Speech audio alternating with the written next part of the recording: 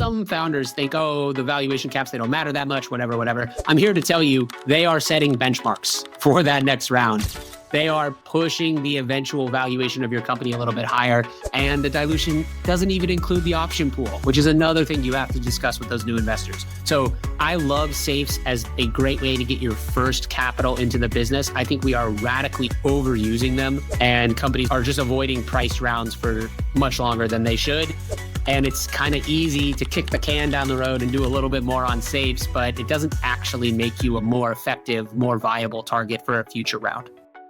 Welcome back to Tank Talks. I'm your host, Matt Cohen, founder and managing partner of Ripple Ventures. And today we're breaking down the 2025 Venture Reset with the guy who has all the charts to prove it, Peter Walker, head of insights at Carta.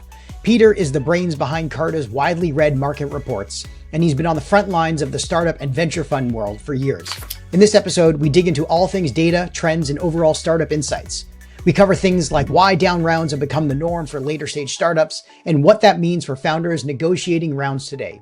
We talk about the risk founders are taking when stacking safes and the realities on bridge round dynamics. Peter also talks about what VC funds should be thinking about when it comes to their reserve strategies, their check sizes, and portfolio construction, and why AI is inflating the market narrative and what that means for non-AI founders fighting for capital. Whether you're a founder, fund manager, or LP, this episode is packed with insights on where venture capital is heading, what the numbers really say, and how to stay ahead in a market that's never been more confusing or more data-driven. Now let's jump into the tank for this week's episode with Peter Walker from Carta.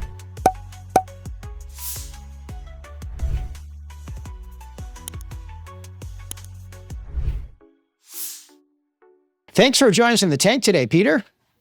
Absolutely, Matt. Thanks for having me. You know, Peter, I'm super excited to talk to you. Obviously, we can nerd out on a bunch of data stuff over a long time. But before we get started, maybe we can share a little bit about your background, you know, where you grew up, what your childhood was like, before we jump into your early professional journey. Absolutely, man. Yeah, grew up in Denver, one of 7 siblings. So large family antics were sort of the name of the game. Big respect to my mom and dad for putting up with all of us for that long. Childhood was amazing. Soccer player growing up. Went to WashU in St. Louis for school, and then had my dad was an entrepreneur. I started a company in college. It's kind of like that was where the bug sort of came from around startups, and I've been in and around startups ever since. And when did you become obsessed with numbers? Were you always a number junkie? I got to be honest. My obsession with numbers came in through charts. Like I'm a visual. I love numbers, but I care deeply about the way that they're presented and spoken about, as opposed to being like deep within spreadsheets every day. That sort of came as a learned behavior over time. But when I joined this company right out of school, our product was primarily chart-based, like visualizations, analytics, et cetera. And I just found out like it just tickled this designer part of my brain. And I've just gone really, really deep on data viz for a long time. Data viz is something I also gravitate towards as well. I'm not very good at analyzing the spreadsheet side of things, but when you show it in a nice looking chart, man, is it appealing, right? It's just such a great way to tell a story. And I think it's the number one missing skill for most data scientists is they're incredibly intelligent, thoughtful people who sometimes struggle to communicate their ideas to non-technical audiences.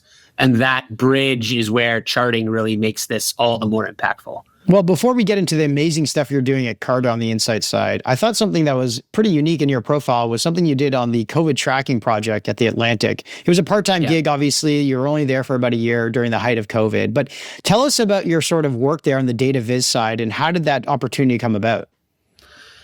So COVID happens. I get on Twitter for the first time, right? I don't necessarily recommend getting on Twitter, but hey, there was nothing to do. So we were all stuck inside. And I was just doing what I had been doing for the last, call it 6 years or so, which was taking data, visualizing, putting it out. And because it was COVID, it just started rapidly getting a bit of a following on Twitter. And then the Atlantic, a couple of journalists from the Atlantic reached out and said, hey, we're putting together this project to track COVID across the country. Would you be interested in joining and like figuring out how to display this information a little bit more attractively in graph form? So I joined this project. It's 200 people in a Slack. No one had ever met each other. We're all at home. And the goal of the project every day was to take data from municipal and state websites, aggregate it up on a national level, and then explain it. What the hell is going on?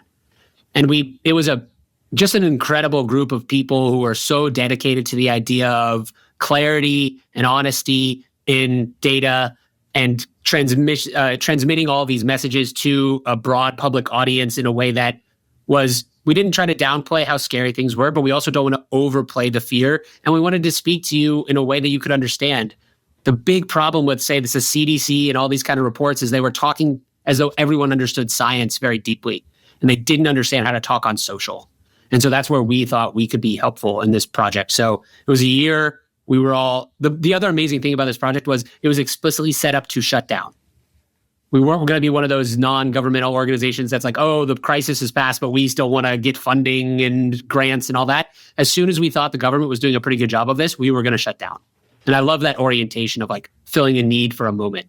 But as you can imagine, being in that sort of vortex and talking about COVID every day with real data, my DMs were pretty messed up there for a year, and not so great. But it's one of the most exciting things I've ever been a part of. And did you get picked up by a lot of publications? Was your data viz work being shown across the country and around the world eventually?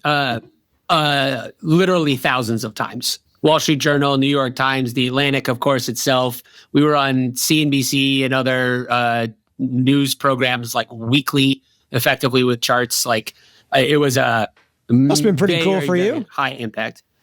Yeah, it was cool, except for, of course, the data behind the data are data points about hospitalizations, data points about COVID deaths. And like, so it was this like very crunched, sort of stressful, urgent environment. But it was gratifying to see that it made an impact. And then you made your way over to obviously Carta, where you've been for the last several years now as a manager of insights and data. And I want to get into sort of exactly, some of the specific stuff you've been putting out, which we obviously all read and live off of.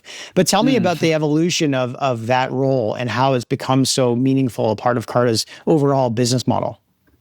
Yeah, so I have an incredible job. My job is to surf on top of the aggregated and anonymized data from the 45,000 or so startups that use Carta and give that data back to the ecosystem. What's happening in the market? How are valuations trending? How much equity do you give to a first employee? All of these really interesting questions that Carta, as the cap table provider, is uniquely placed to answer.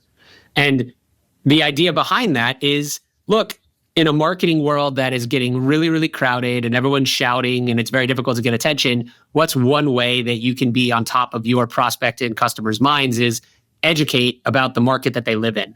So I don't really pitch Carta basically ever in my data or the reports that I'm doing. I'm trying to educate a founder to say, as you walk into that meeting with that Series A VC, here's the kinds of things they're going to be asking you. Here's the kinds of valuations you should be expecting. Here's the kinds of revenue that you might have to walk in with in order to have a chance at a deal. All those kinds of things. And there's, an infinite number of questions. It turns out people in startups are pretty hungry for data. So it's been a cool journey. Yeah, I mean, it becomes the source of truth eventually that people use as their benchmark, which is really impressive. Obviously, not something that people take lightly. I'm sure inside Carta has the responsibility of being that source of truth. But let's talk about some of the stuff that we all started living off of during the last few years, which is your State of the Private Markets report that you guys put out every quarter. You do this sort of annual review and then quarterly State of the Markets, obviously. You published one last quarter. Obviously, the market was trending down in new investments, but it seems like capital continues to consolidate around this sort of like top tier players in every market. When you guys are looking at this data, how much sort of footnotes do you want to put in that you end up just having to scrap because like there's just almost no way of actually getting the source down to that finite number? Oh man, there's so many footnotes you could add. All the data that we publish is from cap tables that use Carta. And that's obviously not the entirety of startups as much as we would like it to be. So almost all companies on Carta are trying to seek venture capital in some way, shape, or form. So we probably miss some bootstrapping. And then, of course, not every VC-backed company uses Carta, although our estimates say more than half do. So those are all footnotes that we can put in. We do have a methodology section in all these reports that kind of break it out. The tough part is, you mentioned consolidation. I think that's a perfect word. It's really hard to know in a world of headlines around, hey, Mira Murati's company just raised a $2 billion seed round. In what world is that a seed round? It doesn't make any sense. Your data just went off the charts. Totally, yeah. So in some ways, I'd say that founders are better served by following the actual number of rounds as opposed to just the total capital invested, just as a better signal of activity in the ecosystem, kind of stripping away the influence of $2 billion seed rounds that kind of throw everything off. Yeah, I think the early stage data is super convoluted and something that people need to have a little bit of a grain of salt when reading, and I'm sure you understand that as well. But it's the later stage stuff that I think is actually really truthful. I think that the Series A, Series B, Series C stuff is almost more relatively truthful to what people should be really knowing. For example, the drop-off rate between A's and B's, right? You had it around 35%, I think. It's definitely going up a bit. But, with all these walking zombie unicorns that are out there for the last several years, and funds that are becoming near the end of their term or in the back half of it. What are you thinking investors, or what are you hearing investors ask you about some of that transition of sort of those businesses over the next few years where there is no IPO in sight? They are sitting with a pretty frothy valuation, and the cap tables have not changed much. Yeah, this is the big shock of the 2021 boom. We're in the hangover period. I know 2021 feels like forever ago. It isn't in startup world. There are a lot of companies that raised at massive valuations and a lot of money in late 21 or early 2022 that are looking around going, what do we do next? Because we are no longer an investable unicorn opportunity, given the way that some of these AI native companies are growing. We're not growing nearly that quickly, but nor are we necessarily a business that doesn't have any value. We have a pretty decent amount of ARR, maybe because of the slashes that we've made to our employee base or our software spend, we're like close to profitable or somewhere near there. What happens to those companies? I think it's one of the biggest questions around startups. There are hundreds and hundreds of unicorns that are probably not worth the sticker price, but probably are worth something. So where do they live? How are they acquired? What happens to those employees? Those are all lots of open questions. To the point around the valuation, though, of the unicorns that were sort of minted as unicorns before the end of 21 on Carta, for those that have taken money in since their unicorn round, about half of them have taken a down round. So that is if you just extrapolate that to the remaining set, and probably the remaining set is going to be a little bit worse, or they would have fundraised already. That is a lot of companies that say $1 billion on the valuation that are not worth $1 billion. Totally. You know what also we're seeing, Peter, which is quite interesting, is some of these higher priced unicorn valuations, which were done on pref rounds, are leveraging that valuation to go acquire AI fast moving startups, at the seed, maybe Series A stage, to give them that AI, flavor. But they're offering common shares, which we know are not worth the pref valuation of their last unicorn round from 2021, but they haven't raised since then. And so the question is, like, as a VC investor for us, we're like, show us the financials, like give us the actual insights on what's happening here, because you're going to mark this pref at, $3 billion, but you're only doing 25 to 50 million of ARR. There's no way it's 3 billion. What do you 100%. Do in that situation? And Carta doesn't have necessarily any answers there either, right? I don't think we have great answers. I mean, you are in the driver's seat here, Matt. I don't know. This is why I'm not an investor. I think the selection process between the unicorns that were overvalued but are still going to make it versus the unicorns that are going to get wrapped up into some sort of acquisition versus, candidly, the broader set of unicorns that are going to go to zero, it's like a very difficult market to select in. And I think that's part of the reason why a lot of investors are kind of opting out of that. They're saying, look, I don't want to dig into the messiness that is this Series A, Series B unicorn from 2021. I'm excited about this AI native startup that has $10 million of ARR in 6 months.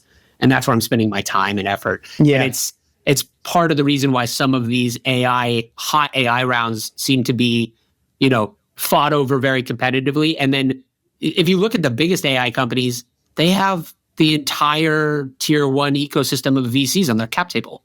It feels like every tier one VC has a piece of all of these little companies. It's almost an index fund at this point. It totally feels like an index fund, but let's talk about some of this early stage stuff that we're seeing, because it's all over the place, right? You've got obviously the YC spray and pray kind of approach. You've got a lot of these other kind of YC lookalike models where they're just saying, hey, we'll take any valuation, but our structure, gives us an MFN clause. So it doesn't really matter at the end of the day for how much capital we're giving. How do you think, though, about stacking all these safe notes in early stage funding? And how does investors, either who come in during those stack savings or, pre the first preferred financing round, should really think about the valuation, or does it matter at all because it's all going to get cleaned up, hopefully, when there's a tier one that comes in to lead the seed or Series A? No, it does matter. It matters a lot. I think that companies are way overusing safes. There are companies on Carta that have stacked 8, 9 different safe rounds before ever converting it to priced. And that has two obvious implications. The first is for founders. You are stacking most likely post-money safes, which means they do not dilute each other. You are giving those investors anti-dilution basically for free and diluting only yourself with those post-money safes. So if they are indeed to convert at whatever the next price round is, that's on you, right? That is, you might own less of your company than you expect in 2 years. The second is some founders think, oh, the valuation caps, they don't matter that much, whatever. I'm here to tell you, they are setting benchmarks for that next round. They are pushing the eventual valuation of your company a little bit higher. And the dilution doesn't even include the option pool, which is another thing you have to discuss with those new investors. So I love safes as a great way to get your first capital into the business. I think we are radically overusing them, and companies are just avoiding priced rounds for much longer than they should. And it's kind of easy to kick the can down the road and do a little bit more on safes, but it doesn't actually make you a more effective, more viable target for a future round. No, I think people think that the speed of what safes are used to be used for from the standard YC safe is now being extrapolated to being like, hey, I can raise $5 million on a safe with like 14 side letters, and it's just not the same thing. You're basically doing a priced round. I think 3 million plus is when you should start doing priced rounds. Totally agree. And I get there's a cost to it. Maybe we just have to figure out how to cut out the lawyers maybe a bit more in terms of not spending 50 grand on some of these things. But I don't think that stacking safes or putting, the first YC safe in at 25 and then going up to 50 is also a good idea either, even because your first one was a YC safe. Totally. It's to your point around the cost of priced rounds. That is one of the stated reasons that people stay on safes. They're like, but I'm going to pay all these lawyers so much money. We love lawyers at Carta. They are incredibly important for your negotiation. We have a thesis that the lawyers themselves should be spending less time sending document packets around and charging people for signatures and much more time focused on the actual deal dynamics. So we have a product around that called Deal Closings. It hopefully reduces the cost of a price round. But all that to say, there are advantages to having a price per share. There are major advantages to having a price per share. You know what it makes easier is any acquisitions that you get that come to you at seed or Series A, for sure. It makes the ability to raise follow-on capital a lot easier from different types of VCs who want you to have a price per share as a base floor. Like, there are advantages here, even though, yes, it's going to cost you more money than signing the next safe document. Or pricing your ESOP 409A valuation, which obviously 100%. Carter does as well. That's a big one. A lot of founders don't realize, like, when they're giving away penny stock options because they don't have a valuation per share in the business, that is extremely costly to your business. I got to ask you, because, you guys are in such an interesting space where you see the SPV model, you see, obviously there was like the rolling fund model, are rolling funds ever going to come back, or do you think that model was like one and done? There'll always be a portion of the ecosystem, but I don't think that I don't think so. They're not the next wave of innovation here. What about layered SPVs? Layered SPVs are a tale as old as time. That's just a hype market, baby. That's hey, oh my gosh, wouldn't it be cool if I was in SpaceX and I get the 3rd or 4th layer SPV and I pay fees all the way up the chain? This is a dynamic that comes around whenever there's a bubble. And if people are saying that AI is not a bubble, they are entirely wrong. We are in a bubble behavior market right now. That doesn't mean that there won't be winners. There will be. And AI is a transformative technology. But it does mean that we're wasting a lot of money, because that's what VC kind of has to do in some ways. It is inherently a little bit of a wasteful ecosystem. And layered SPVs, where some retail investor is getting access to SpaceX or Stripe at 4 layers of fees, that is a side effect of people fearing of missing out on some of these companies. It's interesting because on one hand, you've got layered SPVs, which people are willing to take any type of risk and fee-based structure on. But on the other hand, they're trying to buy secondary shares and asking for like information rights on a company, which the seller has no access to. So I don't know how you pick and choose. I guess if a company that's started by Elon Musk, you don't ask for anything. And if it's not, then you ask for everything. Matt, this is about talking the fun and pretty at parties. This isn't about making money necessarily. It's logo buying. I get it. 100%. What about seed strapping? How are you thinking and tracking that? It's a really interesting I wouldn't call it a new concept necessarily, but it is something that is in the ether a little bit more these days. The idea that a company can take one round of venture funding, typically $1 million to $3 million in cash, and then just stop fundraising, get to profitability, control your own destiny. The question for me isn't necessarily from the founder side. That sounds lovely from the founder side. I get it. It's from the investor side, which is twofold. One, if you invest into seed-strapped companies and you expect them never to raise again, your internal marks won't change, most likely. So you have to convince your LPs, hey, this was a good bet. Maybe you give them more access to the underlying revenues, et cetera. But you have to convince your LPs, by the way, my TVPI is not going to look good compared to all these other funds because my key companies are not raising. So discussion with your LPs, different strategy than perhaps you raise the fund on, et cetera. The other thing is, I think it is still a very open question whether or not those seed-strapped companies can grow as quickly as the companies that go for full venture. Maybe they can. They certainly, you would expect, would hit profitability perhaps a little bit earlier, but that's kind of not the point. You know, company going 20% a year that's profitable is an amazing business. It's not a VC backable one. So where do those sort of trends shake out? I hear a lot of people talking about seed strapping, and then I also see a lot of AI companies that could potentially seed strap raising massive rounds. Yeah. So I think going from 0 to 10 million of ARR is possible on a seed strapping. Let's say you raise like $1 million or a couple million, but getting to 10 million to 100 million seed strapping, I really don't know if that's possible without VC backing or some type of growth capital. And I totally see it's a good point in time to be seed strapping because there is a big gap between seed and Series A, which kind of leads me to my next question. You know, we're seeing a huge jump up in seed bridge rounds, because the Series A target is moving so much. You know, you see Series A rounds of 10 million plus or 50 million when the company's like, yes, 4x the ARR, but they've only gone from like 0 to 4 million, where companies that have gone from 0 to 1 or 2 million are having a hard time raising a Series A. Yeah. So what are you seeing out there in this kind of seed bridge round to an A?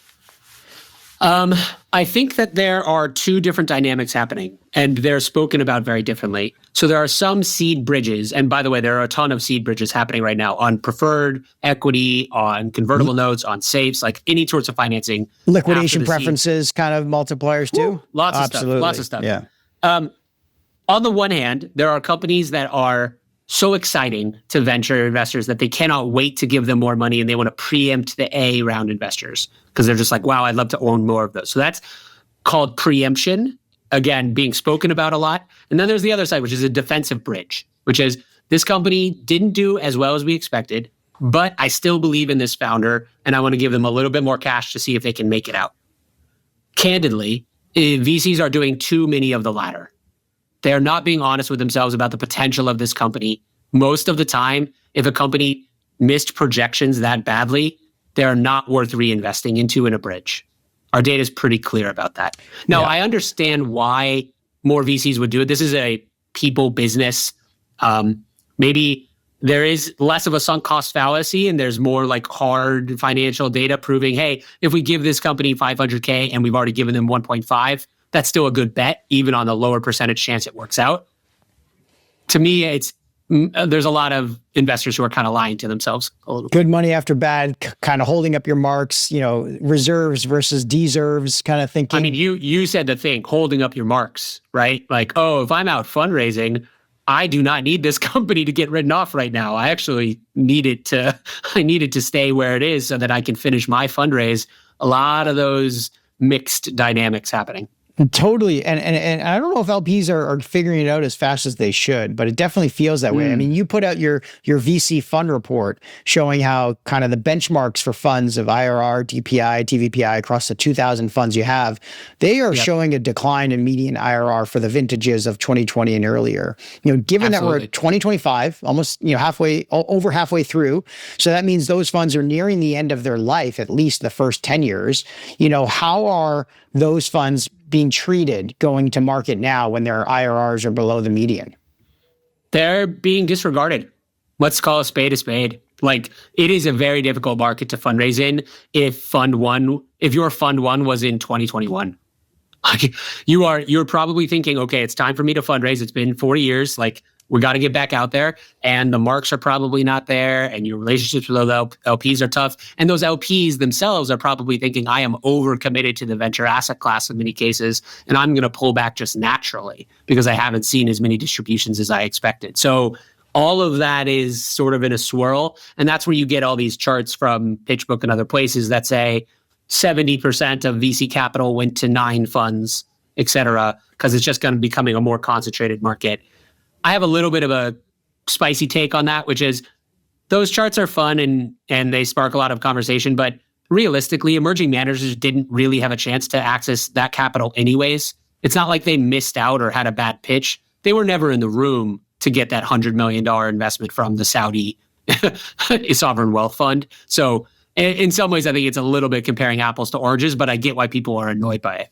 I agree with you. And also, I think like the size of funds that people are raising as an emerging manager just doesn't jive with what these checks need to be from a first check principles basis. But also, like, what do you define as an emerging manager, truly? Like, what do you think is an emerging manager? Is this like, I was an emerging manager when I started my first 3 funds because I have no background, or someone who's been at Sequoia for 5 to 10 years, or Greylock or Lightspeed and starting their first fund? Like, where do you draw the line?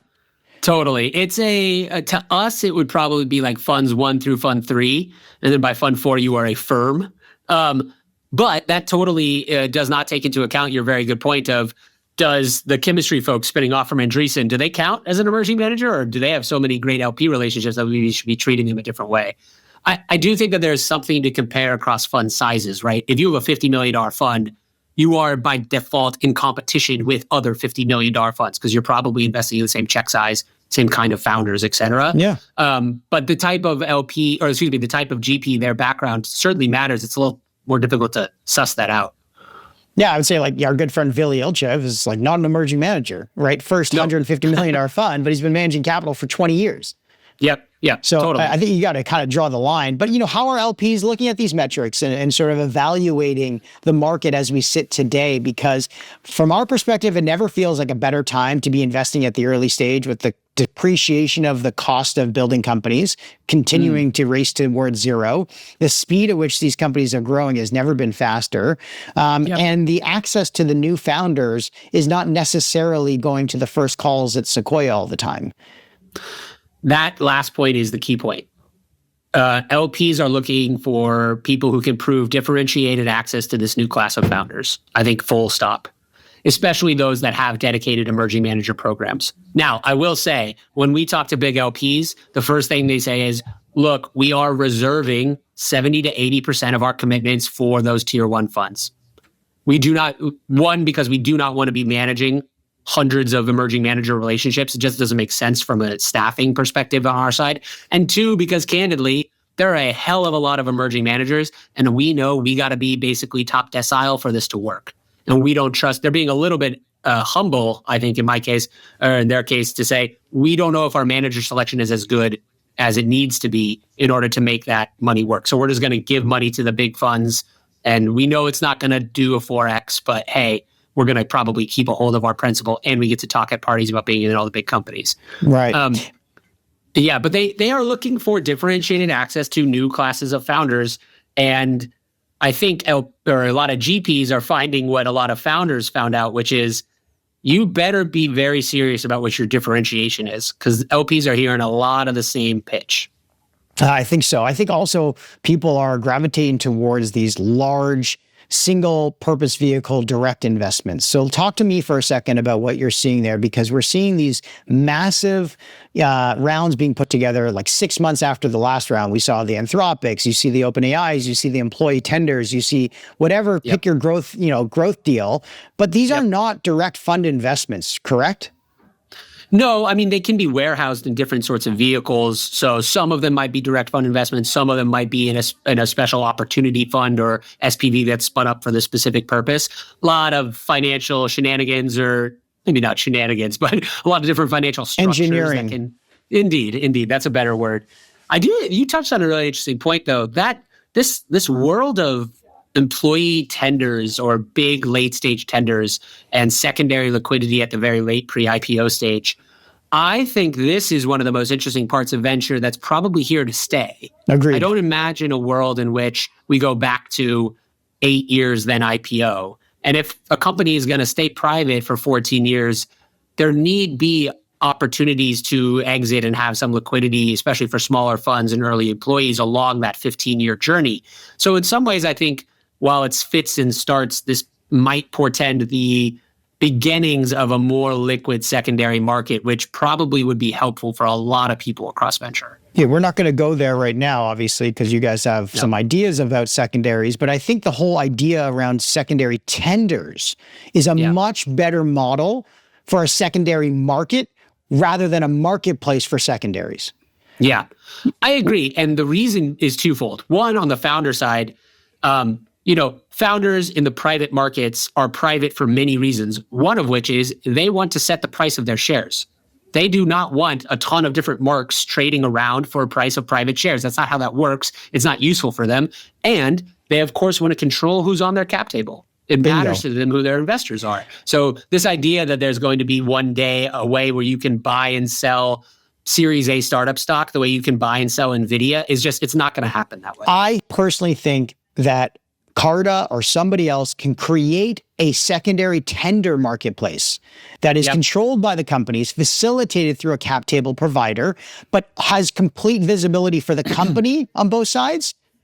But on the buyer and seller side, the sellers are the employees and the buyers are pre-vetted, authenticated buyers that they would want to see on their cap table. I think that is a service that people should be looking at providing, and I totally agree with you. I got to ask you, though, in terms of sort of like the ways in which the data that you guys are getting and getting access to putting together, which is, sort of taking precedent? Is it coming from what you think the market wants to hear, or what you guys are finding really interesting and taking a couple swings at saying, like, this is a really unique thing? I don't know if it's going to jive with what the market thinks, but this could be a great piece for us to put together. Walk us through the process of how you put some of this stuff out there.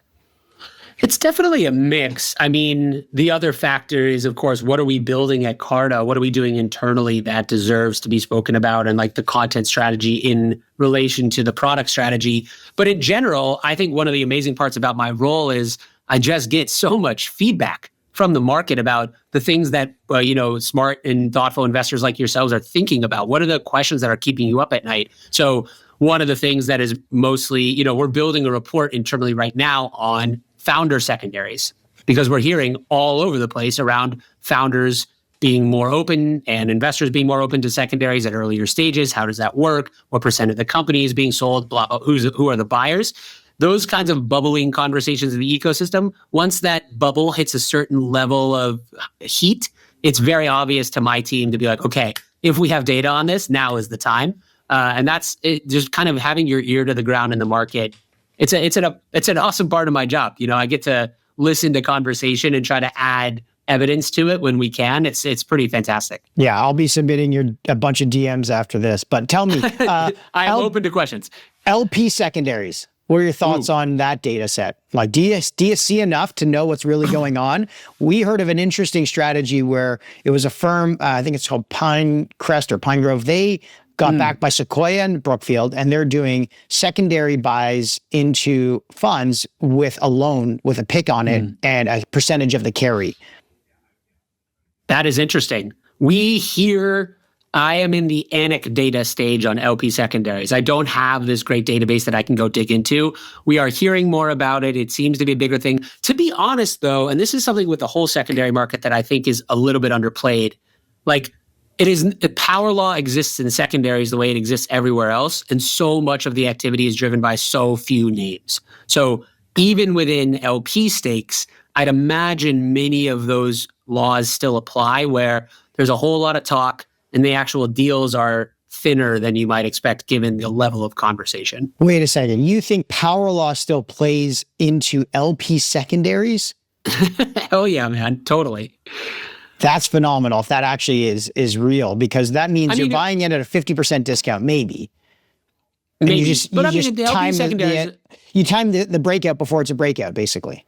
If you can, but if you're looking around and you're a GP trying to get exits or trying to exit certain positions, a strip sale of an entire fund is really only going to be driven by one company, Right. two companies max that people care about. I think if you ladder them up and think of it like a subprime mortgage model, if you do that same thing on many, many funds, really you're still talking about only a small handful of underlying assets that are driving performance.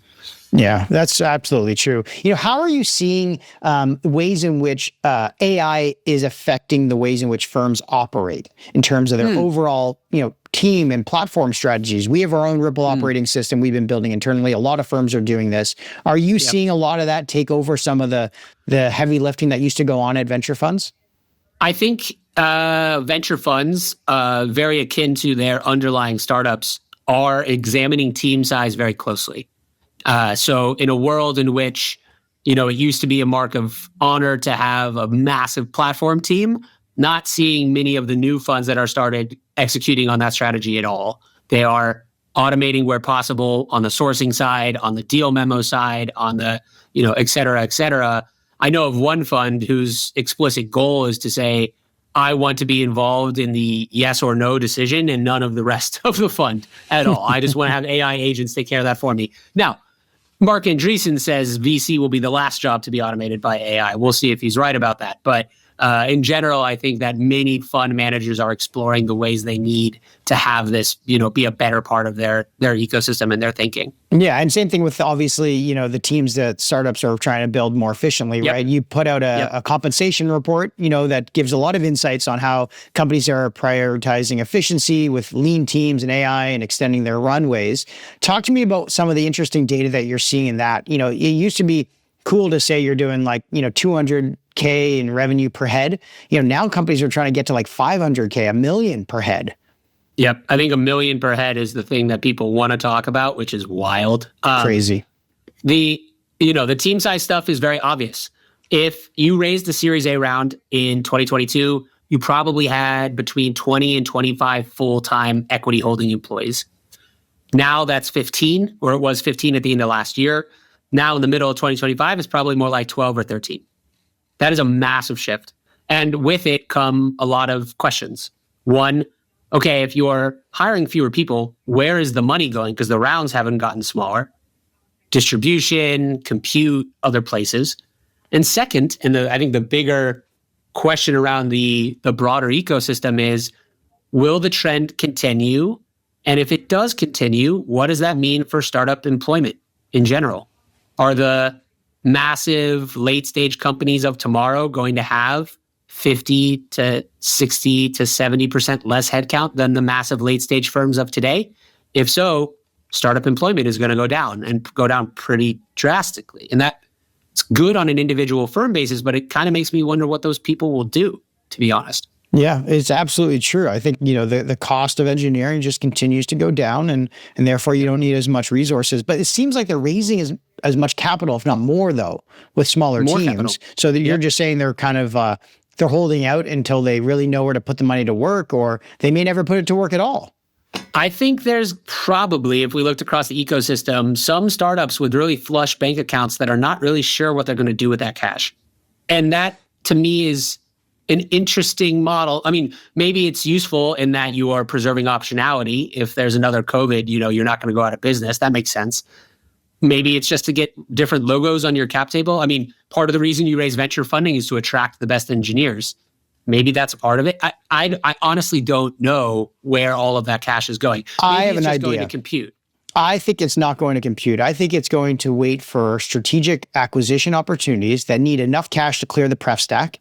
And the rest is going to be used by equity that's maybe a bit higher value than it should be. And they kind of do a bit of an acqui-hire with the rest of it, right? And so you need the cash to clear out some of the pref stack stuff, which is very common to get investors and the boards to say yes. And then the rest of it is done with shares. Speaking of this acqui-hire stuff, the Windsurf acquisition, the employee outcomes and equity and stuff like that. There's so much that happened in that one that I don't think is like par for the course, but maybe it sets a new kind of precedent for acqui-hires. What are you seeing in the acqui-hire situations out there? Do you guys have any data on that? Oh, Matt, this is the blood boiling one for me. Like, we don't need to talk necessarily about what happened to Windsurf and those employees specifically, but I do think it points to a world in which the bifurcation between founder and employee gets even wider than it's ever been. And employees that are joining startups are having to do this multivariate calculus. Not only am I joining a risky startup where the equity is almost certainly worth nothing, which, by the way, if you're joining a seed stage company, that's what it is, no matter which seed stage company you're joining. Two, the thing you got to think about is, am I going to be part of the golden ticket group? If this company gets lopped off and the heads of everything get brought into Google, am I going to get a golden ticket into Google, or am I going to be left with the rest of the company? And that is a question about the founder, right? You are betting your portion of your career on this founder. You always were, but it's much more explicit than it's ever been. And it makes the idea of, okay, I'm a fantastic ML engineer. I'm working at Google DeepMind. Do I go join that small startup? It's a lot higher bar now. Yeah, and I feel like the demand for AI talent is like definitely peaking. Yes. Equity compensation packages are evolving. This also kind of impacts the VCs, though, that are investing in these cap tables with cash. No doubt. So how do you model this out in your portfolio construction model in terms of like expected dilution by the time you hit equity, value or enterprise value or liquidation value? Like, how do you model this out? You finger to the wind and guess. I mean, like, it is tough out there for these VC models, not only in the idea of what happens in an acqui-hire situation. Like the Windsurf investors did well, not anywhere what they would have hoped from a company that was as buzzy as Windsurf, but pretty well. And then the question is also, of course, of IRR. Does this happen a lot earlier in the company journey? So I'm actually getting dollars back sooner. That's a positive. On the negative side, and this is probably something that you're thinking about every day, which of these buzzy startups has the legs, right? Are they, somebody might go on 200, 300% revenue growth in year one, and it's all great and dandy. Will they continue to do that? Is one of these open foundation models going to eat their business? How defensible is the revenue? It feels like those questions are more uncertain, even at higher ARR values than they've been in a long time. Totally agree. I mean, we model pretty aggressively in terms of expected dilution. That's why we try to get as much ownership as we can up front. We also assume that like flatlining growth is going to happen eventually or in between some type of breakouts. And therefore you got to kind of figure out like, should we raise now while there's obviously demand versus like waiting to see if we land that big enterprise customer? It's a very interesting dynamic for VCs to kind of figure out as early stage investors, mid-tier investors, and then finally growth investors. But I guess from your post recently about like venture rounds under $5 million are disappearing, which is crazy to think about because like $5 million could have been an A 10 years ago. And you're basically saying that like, you've got safe rounds, which are a bit of like, strategic angels, a couple like smaller pre-seed funds like us doing this. And then you've got these just like out of nowhere stealth companies raising $25 million.